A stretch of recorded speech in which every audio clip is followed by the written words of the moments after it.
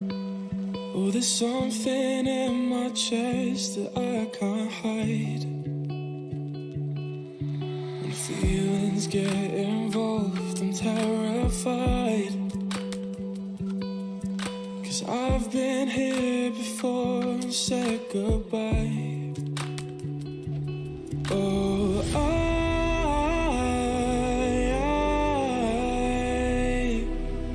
are you the one when I try look, I wish I'd find? Oh,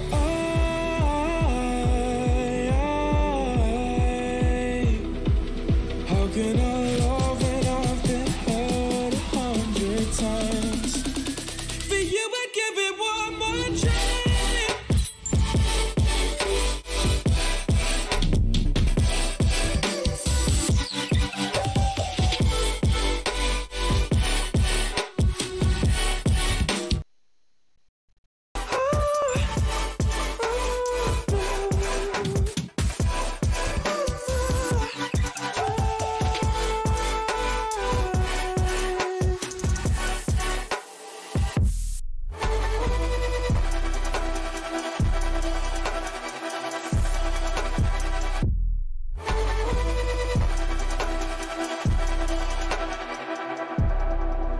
Turn away and wrestle with my doubts. Oh, I leave them all behind, but don't know how. Bury my head deep within the crowd, but I'm reaching for your hand to pull me out. Oh,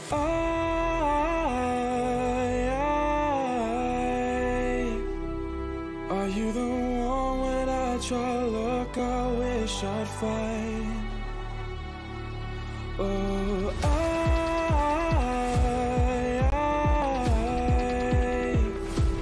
how can I love when I've been hurt 100 times?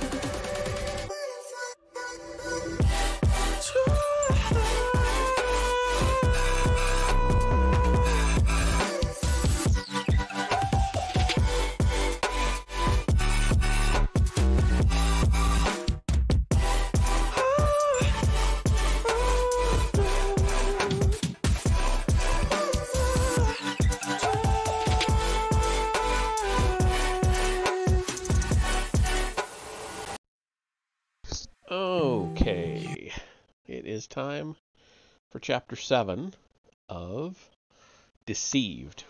The old Star Wars: The Old Republic. Deceived is based on Knights of the Old Republic, the game. So, all right, we're on Chapter 7. I'm just going to jump right into it. So, Malgus just got Alina, his companion, back from the civilian hospital on Coruscant, and they're headed to his ship. So, here we go. The shuttle took Alina and Malgus skyward to Malgus's cruiser, Valor. Malgus stared out one of the viewports as they broke through the atmosphere. He felt Alina's eyes on him, but did not turn to her. His thoughts were on the Force, on the Empire, and how the two seemed to be diverging before his eyes. The question for him was singular. What would he do about it? The pilot's voice carried over the speaker. Darth Malgus, Darth Angral wishes to speak to you. Malgus cocked his head in a question. He looked to Alina, but she looked away, out of viewport at the receding surface of Coruscant. Put him through. The small vidscreen in the shuttle's passenger compartment lit up and projected a holographic image of Darth Angral. He sat at the same desk in the Chancellor's office from which he had previously lectured Malgus. Malgus wondered if Andras remained there still. My lord, Malgus said, though the words felt false. Darth Malgus, I see you have recovered your companion. I am pleased for you. I am returning her to Valor, then I will return to the surface to assist. Angral held up a hand and shook his head. There is no need for that, old friend. Your presence on Coruscant is no longer necessary. Instead, I need you to command the blockade and ensure the safety of the hyperspace lanes. My lord, any naval officer could, but I am ordering you to do this, Darth Malgus. Malgus stared at the image of Darth Ungro for a long while before he trusted himself to answer. Very well, Darth Ungro. He cut off the connection, and the image sank back into the screen. A headache rooted in the base of his skull. He could feel the veins in his head pulsing, each beat amplifying his disillusionment, his growing rage. He did not need to be skilled in political maneuvering to understand that Angral ordering him into an unimportant role was a way of sending the clear message that he was out of favor. Angral had used him just long enough to ensure the success of the sacking of Coruscant, and now he was being edged aside in favor of Lord Adras. In the span of a day, he had gone from the conqueror of Coruscant to a second-tier Darth. He glanced over at Alina once more, wondering how much of it she understood. She did not look at him, just continued to look out the viewport. Pedestrians thronged the misty street outside the casino. The smell of the lake was strong. Dead fish, other organic decay. Zirid swept the crowd with his eyes, seeking anyone else that struck him as suspicious. He saw 20 men in the crowded street who might have been eyeing him. I can't make anyone in this crowd, he said. 2 drunk hooks staggered by, shouting a song in their native tongue. A young Bothan revved his swoop engine and blasted into the air. Ubiquitous air car taxis lined the street. Private air cars and a public speeder bus flew above them. Keep moving, Aaron said. No urgency, though. The spaceport occupied several blocks beginning across the street from the digital billboards affixed to its side. I'm sorry, I strung those together. The spaceport occupied several blocks beginning across the street from them. Digital billboards affixed to its side played advertisements for everything from vacation homes to energy bars to debt relief counseling. Zirid sympathized with that last. Moving with forced casualness, they cut across the street, eliciting the honk of a single signal horn and a raised fist, and headed for the nearest entrance to the spaceport. Don't look back, Aaron said. They're there. How do you know? I know. The doors to the spaceport opened. Baggage trams pulled by droids rolled through the doors, followed by a dozen or so recent arrivals of several different sentient species. The doors closing behind them cut short the pitches of the taxi drivers. Vrath sat on a bench inside the spaceport, pressed between a female Rhodian on his left and a male Ithorian on his right. The Ithorian smelled like leather and hummed a tune through his 2 mouths. Vrath endured and watched Zirid and the woman enter the spaceport. Zirid glanced around, suspicion in his eyes, but Vrath had spent years perfecting his own inconspicuousness, a skill invaluable to a sniper, and Zirid's eyes moved over and past him. He whispered commands, the sound inaudible above the commotion of the spaceport. The implant in his jaw amplified the words and sent them to the earpieces of his team. He is wary. Keep your distance. Vrath did not want Zirid to sense danger and bolt before Vrath located the cargo. His team had stolen aboard Zirid's ship hours earlier and searched it. They found nothing, and other than a routine visit from one of the port's maintenance inspection droids, no one had been aboard since. 2 of his team were stationed near the ship, keeping an eye on it. Vrath watched Zirid and the woman with his peripheral vision, and using his audio implant, listened to them as best he could over the sounds of the port. Zirid studied the faces of those around him, looking for anyone else who might be watching them. Faces blurred into one another. He felt as if their pursuers were breathing right down his neck. Unable to stop himself, he turned and shot a glance backward. Through the sea of faces, he glimpsed the 2 men Aaron had described in the casino. Both saw him looking at them. He looked away, cursing himself. They know we know, he said. Aaron was staring at a well-mounted wall-mounted vidscreen that showed a news piece about the negotiations on Alderaan. A breakthrough in negotiations, read the caption. A human man, his dark hair combed back over a wrinkled face, was speaking. Zira did not recognize him. The tag below his image named him Lord Barras. Did you hear what I said, Erin? She pulled her eyes away from the screen with difficulty. I heard you. What do you think they want? Zira had made a lot of enemies since signing on with the exchange, but he figured those pursuing them wanted the Engspice. They want the cargo we're taking to Coruscant, he said. They hopped on an auto walk that sped them across the port. Through the transparisteel windows along one wall, they could see freighters and other small starships sitting on the port's landing pads. Crane droids loaded and unloaded cargo.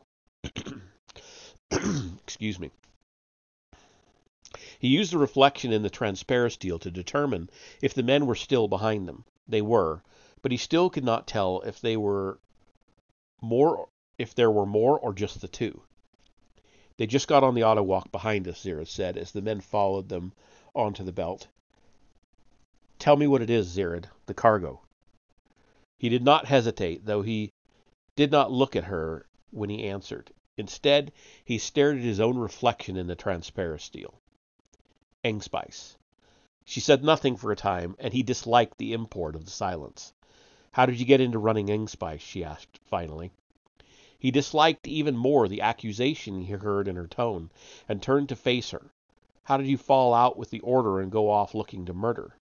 It's a long story, yes? Well, so is this. She stared into his face, those open green eyes. He saw more pain in them than he'd ever seen before. You're right. I'm sorry, Zira. I didn't mean... I'm not proud of it, Erin. I know. She would know. She would sense his guilt, his ambivalence. We do what we do, she said. We do what we must. Right, she said, what we must. They switched walks, took an auto stair up a floor. He continued to watch the two men behind them. They made no move to close the distance between them. What are they waiting for? Erin asked. Zira had wondered the same thing, but realization soon dawned. They don't know whether I know where the spice is. Ahead, he saw the landing pad where Fat Man, as Red Dwarf, was docked. A long cargo tram rolled past. A platoon of maintenance droids trudged near it. A man and a woman before it waved to each other, smiled, embraced, and moved on. Another two men near it drew his attention. One sat on a chair near the door that led out to the landing pad. A port comp sat open on his lap, but he paid it no heed. The second faced the transparisteel window, ostensibly looking out on the landing pad. Zira imagined him watching them approach in its reflection. Do you know where it is? Erin asked. It's on my ship, he said.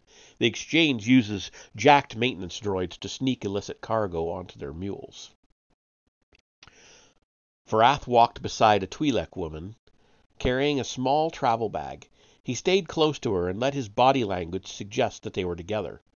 When he heard Zira's words via his audial implant, he cursed himself for missing the obvious. The maintenance droid had been hijacked with stealth programming to load the Engspice. Varath did not have the firepower on hand to destroy Zira's ship, so he'd have to do things the hard way. The cargo is on the target ship, and the target is not to get aboard, he said, his words loud enough that the Twi'lek looked at him askance and moved away. Keen, he said to the driver of the speeder he had stationed outside, be ready with an evac off the target's landing pad. Varath drew his blaster and pushed through the crowd. Everybody down! The man facing the transparisteel window turned while the man on the bench set aside his portacomp and stood. Here they come, Zira said. Erin let her hand fall to the hilt of her lightsaber. I see them.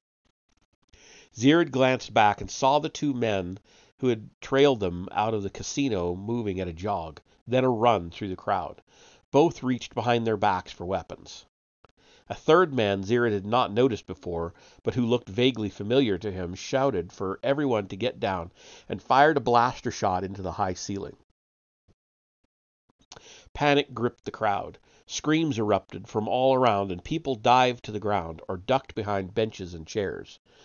The dozens of droids in the vicinity stopped in their work and glanced about in confusion, their programming leaving them slow to respond to the unexpected. The two men between Aaron and Zirid and the ship had blasters in hand, firing as they approached. Aaron's lightsaber hummed to life, spun a rapid arc before them, and deflected the shots into the ceiling and floor. More screams, the acrid stink of discharged blasters. Zirid pulled his blaster from under his armpit and put 2 shots into one of the 2 men. The impact blew the man from his feet and left a charred shirt and 2 black holes in his chest. Zirid grabbed Aaron and pulled her down behind the box-shaped body of a stationary maintenance droid, while the surviving man in front of them returned fire, and the 3 men closing from behind opened up. A shot grazed the sole of Zirid's boot and left it smoking and black. The droid they sheltered behind vibrated under the impact of multiple shots. "Do not move, droid," Zirid said. But it could not have moved had it wished to. Smoke rose from the holes in its body, and sparks shot out. "We have to get to my ship," Zirid said. "The authorities will be coming." Zirid shook his head. "Too many questions, Aaron. I've got Engspice aboard. They'll seize the ship and arrest us both. We have to go, now." The men from behind were closing, using benches, chairs, and the bodies of passers-by and droids for cover as they closed the distance. The screams and shouts of the civvies made it hard to think. "I just want the cargo," one of the men, the leader apparently, shouted above the tumult. For answer, Zirid popped up from behind the droid and fired 3 quick shots. He hit no one, but he drove all 3 of the men behind them to the ground. He whirled on the man before them just in time to see the red muzzle flare of the blaster shot that slammed into his chest and sent him sliding 3 meters along the floor. The impact blew the breath from his lungs and left him gasping. Black smoke spiraled up from the hole ablated in his armored vest. He'd been hit before and kept his wits, despite the pain and difficulty breathing. "I'm hit," he said. He rolled over onto his stomach and fired as rapidly as he could pull the trigger at the 3 men behind them. They responded in kind. Blaster bolts put holes in the floor around him. Chunks of floor tile flew into the air. He could barely hear anything over the sound of blaster fire and the screams of the civvies. A shot from the attack's leader, the man who looked so familiar, caught Zirid's shoulder. Once more his armor spared him serious injury, but the impact sent a jolt of pain down the length of his arm, left his hand numb, and sent his blaster skittering over the floor. Oops. It stopped directly before a Zeltron female who lay flat on the floor. He met her wide-eyed gaze and saw the mindless fear. She made no move toward the blaster. He rolled for cover away from the woman as more and more shots from the 3 men caged him in. Near him, a civilian moaned, presumably hit in the crossfire. A woman shrieked. He had to get clear. But before he could stand, Aaron was over him, her blade a whir of motion that formed a cocoon of green light around them, deflecting blaster shots in all directions. She grabbed him under his armpit and helped him to his feet while still deflecting shots. "Up," she said. "Up!" He still had not caught his breath enough to reply, but with her assistance he got to his feet. His right arm hung from his shoulder like a slab of meat. Reaching behind to the small of his back, he pulled the E9 he kept there and took it in his left hand. "The ship," he said, still struggling for air. Aaron gestured at a cargo tram near the 3 men, shooting at them from behind. The 6 cars of the tram rushed toward the men, propelled by Aaron's power. They scrambled aside, and Aaron and Zirid dashed for Fat Man. The single man standing between them and the ship fired once, twice, and Aaron deflected both shots. Zirid leveled the E9 and fired. The shot hit the man in the brow, and he fell backward, eyes wide open, blood pooling, dead. As they pelted to the ship, more blaster shots rang out, and Aaron's blade hummed. The energy of the weapon caused Zirid's hair to stand on end. They bounded over the dead man and through the transparisteel doors to the landing pad. The doors slid shut behind them, shutting off the screams of the civvies. Zirid was grateful for it. Blaster shots thudded into the doors. The sound of speeders, swoops, and other nearby ships put a thrum in the air. Shots rang out from above and to the right. A bolt clipped Aaron in the calf and knocked her legs out from under her. An unmarked, open-topped speeder flew in from the right, the pilot, a human male, firing over the side. Zirid crouched, one hand on Aaron, as he fired 3 shots and the E9, trying to target one of the grav thrusters on the speeder, but hitting only the surrounding fuselage. The shots did no damage, so he targeted the cockpit. Trying to avoid Zirid's fire, the pilot overcompensated, and the speeder turned hard right. While the pilot scrambled to regain control, Zirid grabbed Aaron with his good arm and pulled her to her feet. "I'm all right," she said. "Go, go." The sirens screamed in the distance, presaging the arrival of the port authorities. Presaging? How do you pronounce that? Anyway. Supporting each other arm in arm, they limped to the entry door, and Zirid punched in the code. Behind them, the doors to the landing pad slid open. Shots rang off the hull of Fat Man. Zirid fired a few blind shots behind him. Aaron deflected another 2 shots into the bulkhead. The ship's door slid open, too carking slow. Zirid grabbed Aaron and climbed in before the door was all the way open. He hit the button to close it, and the door stopped and reversed itself. "I've got to get us out of here. You're all right?" "I'm fine," she said. The wound on her calf was ugly, but it looked like a graze. The pink, raw meat of her flesh was bordered by black lines of charred skin. He pelted through Fat Man's corridors until he reached the cockpit, slammed himself into the pilot's seat, and fired up the engines. His numb arm made it difficult, but he managed. He looked out of the cockpit for the speeder, saw it above him. He'd ram it if it didn't get out of the way. The thrusters engaged, and Fat Man rose off the pad. The speeder wheeled to the side. The pilot fired wildly at the cockpit, but Fat Man's transparisteel canopy turned the shots without so much as a mark. Zirid considered blowing the speeder from the air with Fat Man's plasma cannons, but the falling debris might hurt an innocent. "Consider yourself fortunate, fella." When he had 10 meters of altitude, he engaged the ion engines, and Fat Man blazed skyward.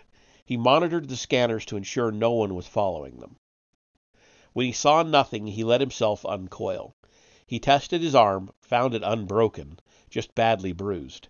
The feeling was already beginning to return to his hand. Once the ship broached the atmosphere, he gave her to the autopilot and hurried back to the hold to check on Aaron.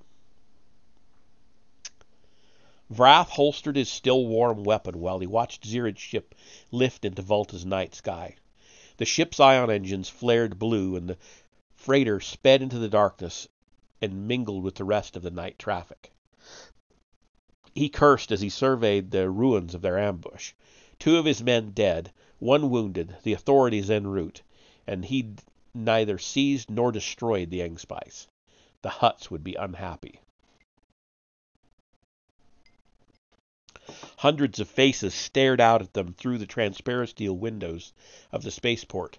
Behind the faces he saw security droids and blue-uniformed security officers speeding along the autowalks. Some of the gawkers turned to the officers, pointed fingers outside at Vrath and his men. He could hear sirens in the distance. "Time to get clear, boss," said Darren. Vrath nodded. He regretted leaving his dead behind, but their identities would tell the authorities nothing. They'd all been surgically altered several times over. Their current identities would not be traceable to the Hutts. Keen set the speeder down on the landing pad. Vrath, Darren, and Lom hopped in. "Move," Vrath said. Keen brought the speeder up and punched the acceleration. The wind whipped over them, Keen kept the speeder low and mixed with the traffic in the heart of Yunta Lake. Vrath kept an eye behind them for pursuit, but saw none. "We are clear," he said. Keen slowed the speeder and changed course, heading for their safe house. Loam started a stream of expletives that lasted 3 minutes. When he finished, Darren said, "The Hutts said nothing about Jedi involvement." "No, they didn't," Vrath agreed, though he doubted his contact with the Hutts had known. "What are the Jedi doing with a spice runner?" Darren asked. Vrath shook his head, pondering. Jedi involvement made no sense unless... Maybe the Jedi want to put their agent on Coruscant, and they're using a spice runner to get her there. Darren harumphed, seemingly unimpressed with the explanation. "So how do they get through the Imperial blockade and get to Coruscant? He can't just fly up to an Imperial cruiser." "No," Vrath said, still thinking. "He can't.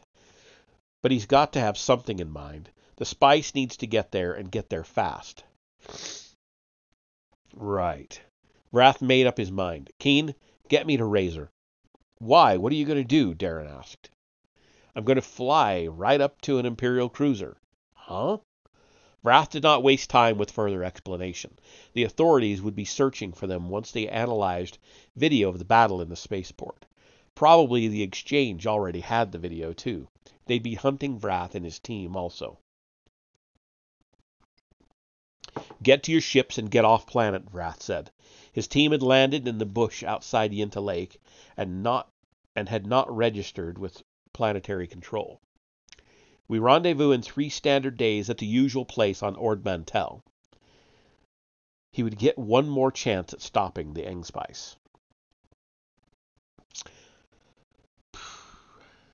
Zir had found Aaron limping through the corridors toward the cockpit. "We're away," he said. "Safely, it seems. I got nothing but normal traffic on the scanners." "Good. Now what?" "Now we go to Coruscant." She said, "How will we get through the Imperial blockade?" Well, that's complicated. Why don't you go take care of that leg?" "Why don't you take care of that arm?" "I need to eyeball the cargo." "You don't need to come." "I think I won't." He nodded. "Medbay is forward and starboard." She smiled. "Colto for your cuts."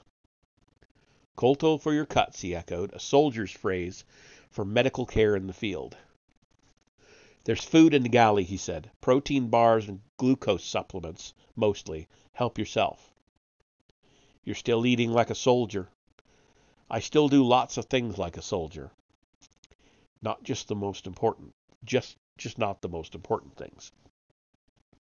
She headed off, and he headed toward the cargo bay, sneaking up on the crates as if they were an easily startled animal. They were small, maybe a meter on a side, tiny in the otherwise empty hold. He didn't know what he had expected. Something bigger, he supposed.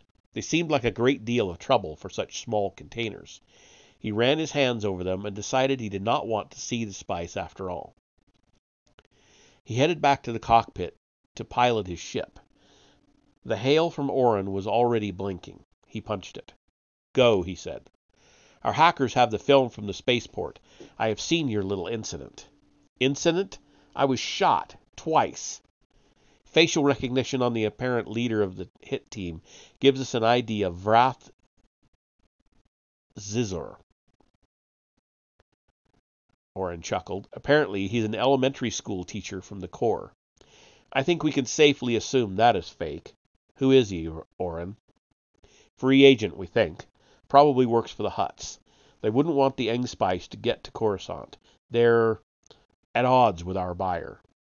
The Hutts, it seemed they were into everything."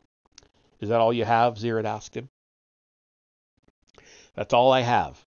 How are you planning to get the spice to Coruscant, Z-Man?" "I'm not telling you a criffin thing, Orin. You have a leak in your organization. I'll get it there. That's all you need to know." Orin chuckled. "Goodbye, Z-Man." Behind him, Aaron cleared her throat. Zir could not bring himself to make eye contact with her. He started punching coordinates into the navicomp, and Aaron eased into the co-pilot's seat. It had been a long while since anyone had shared the cockpit with him.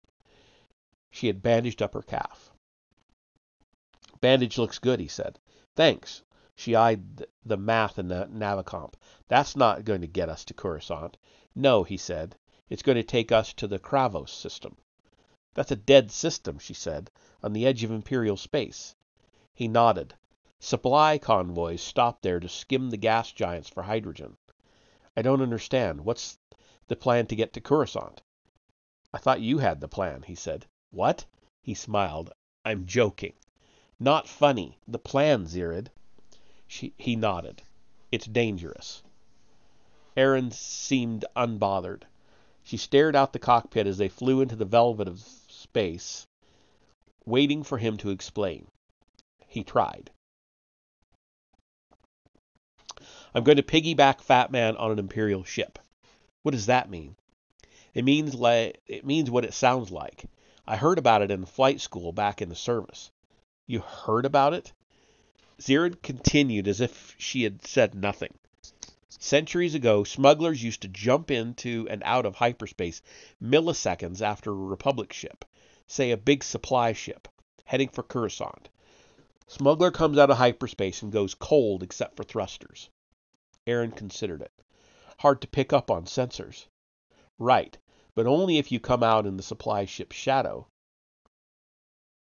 And only if you come out and get cold right away. You'd have to know right where they'd come out. And they did then, and we do now. Zirid knew all the details of every hyperspace lane in the core. If he knew where the Imperial ships entered hyperspace and their ultimate destination, he knew where they would come out. Then what? Then you latch on. Erin's eyes looked as wide as a Rodian's. You latch on? An electromagnetic seal. That part's easy to do. They'll feel it. Zirid nodded. Got to be a big enough ship, and you've got to latch onto a cargo bay or something similar, something likely to be empty. Then once you get through the atmosphere, you disengage the seal and float away into clear sky. It sounded ridiculous when he spoke it aloud. He could not believe he was contemplating it. Erin blew out a sigh, stared out the cockpit. This is your plan? Such as it is. You have something better? Who's ever done it? No one I know. When the Republic learned of it, they adjusted their sensor scans to look for it. No one's done it in centuries. But the Empire won't know about it? So I hope. He tried hard not to see the doubt in her expression. It echoed his own. This is all I've got, Erin. It's this or nothing. She stared out the cockpit, the turn of her thoughts visible behind the green veil of her eyes. Fat Man was almost clear of gravity wells. I could still drop you somewhere, he said, hoping she would not take him up on it. You don't have to hitch a ride with me. She smiled. This is all I've got too, Z-Man. Aren't we a pair, then? She chuckled, but it faded quickly. Erin, are you all right? I feel like I left Alderaan a lifetime ago, she said. It's been hours. A lot can happen in a handful of hours, he said. She nodded, drifted off. Erin? She came back to him from wherever she'd been. I'm with you, she said, and I think I can help make this work. And that is actually the end of the chapter. It's funny that they're using the exact tactic that Han Solo used with the Falcon in Empire Strikes Back, and saying that it's been around for centuries, but nobody's done it in centuries. It's kind of... And this is still many centuries before Han Solo, so...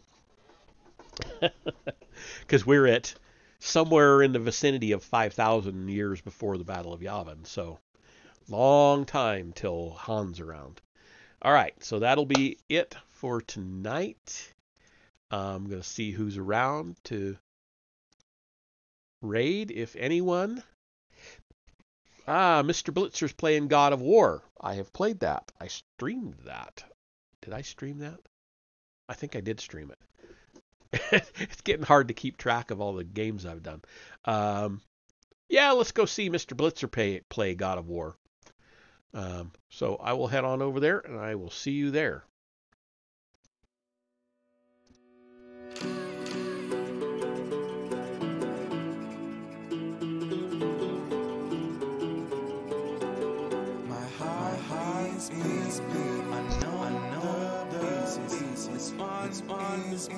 broken on easy because I have seen it fall apart. I have known somebody play. I didn't have anything to say. Follow your heart. Don't outside. And that's why ground travel to Yokohama is impossible.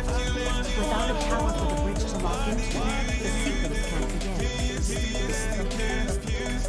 Every realm is a travel bridge and locks the bridge to that realm. I'm giving you the one for all. Now you can lock in your destination.